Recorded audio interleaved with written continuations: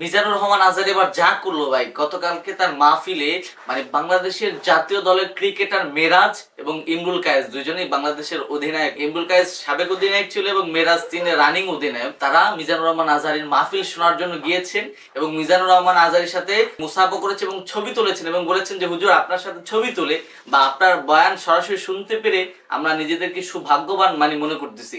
এই অবস্থা দেখে আমাদের বাংলাদেশের জাহাঙ্গীর হুজুর, শায়েখ নরসিংদী মাজারি হুজুর খুবই রাগ, তারা হিংসায় জ্বলে পুড়ে ছাই হয়ে যাচ্ছে।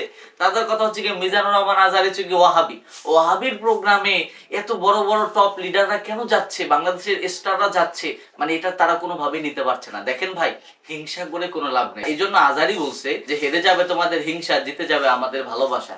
সুতরাং বাংলাদেশে যদি আপনি আধিপত্য অর্জন করতে চান, মানুষদেরকে ভালোবাসা দেখান এবং আপনার আলোচনার মধ্যে সৌন্দর্য দেখান। আপনি যতই মানুষদেরকে গোস্তাকে রসুল আর রহাবি বলেন, আপনাকে কেউ খাবে না। আপনি যতক্ষণ পর্যন্ত অন্যকে ভালোবাসা দেখিয়ে, রেসপেক্ট দেখিয়ে, সম্মান দেখিয়ে আলোচনা করতে না পারবেন, দরদ দেখিয়ে, ভালোবাসা দেখিয়ে কথা বলতে না পারবেন, ততদিন পর্যন্ত বাংলাদেশে শিক্ষিত সমাজ, বড় বড় স্টার আপনাকে গ্রহণ করবে না।